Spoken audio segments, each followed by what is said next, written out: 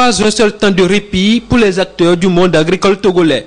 Après avoir balisé la voie pour le démarrage du projet d'appui au développement agricole PADAT il y a seulement quelques jours, c'est au tour du projet d'appui au secteur agricole PASA et le programme de productivité agricole en Afrique de l'Ouest, projet Togo, de bénéficier des mêmes dispositions.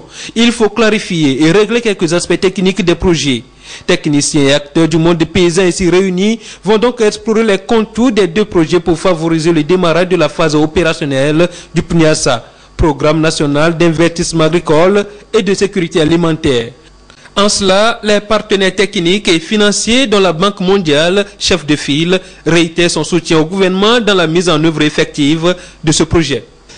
La Banque mondiale intervient beaucoup au Togo dans le secteur agricole. D'abord parce que nous présidons ce groupe des partenaires techniques et financiers. Nous encourageons d'autres partenaires techniques et financiers à nous rejoindre dans le financement de l'agriculture togolaise. Mais aussi parce que nous avons été avec la FAO, avec le FIDA, avec la BOAD, avec la BIDC, les chevilles ouvrières du PNIA-SA, ou tout du moins du financement de la première tranche du PNIA-SA.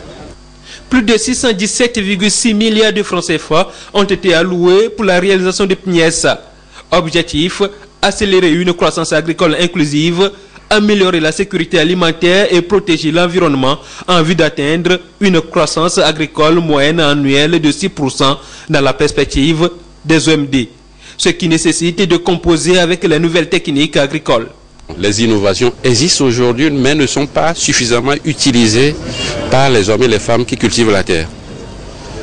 Donc il y a d'énormes gains de productivité. Imaginez qu'on passe d'une tonne à l'hectare pour le maïs à 3 tonnes. La question est réglée tout de suite.